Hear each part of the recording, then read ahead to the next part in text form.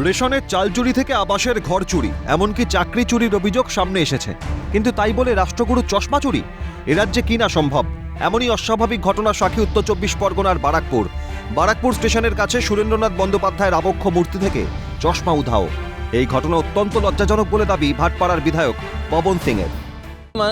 ওকে বলা যায় না, একটা সম্মান দেওয়া ব্যাপার ছিল, ও সম্মানও নিয়ে গেছে। কালকে দেখবে মূর্তিও গায়েব হয়ে যাবে। খুব লজ্জা ব্যাপার আছে। এরকম আজকে ওয়েস্ট বেঙ্গলে সিচুয়েশন এরকম চলে গেছে যে কালকে মহান লোকে ছবি রাখা, স্ট্যাচু রাখা, এও একটা ভাবতে হবে আপনাকে। অন্যদিকে বারাকপুর পুরসভার চেয়ারম্যান উত্তম দাস জানান, 2017 সালে মূর্তিটি প্রতিস্থাপন করা হয়। এটা বিচ্ছিন্ন ঘটনা, এরকম ঘটনা প্রায়শই ঘটে। আবারও চশমার ব্যবস্থা করা হবে বলে জানান তিনি।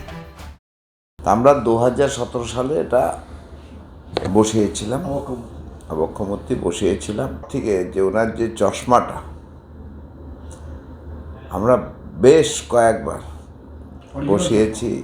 হ্যাঁ, অরিজিনাল চশমাই বেশ কয়েকবার, অনেকবার 10-12 বার পাল্টিয়েছি মানে রেখেছি, চুরি করে নিয়ে গেছে।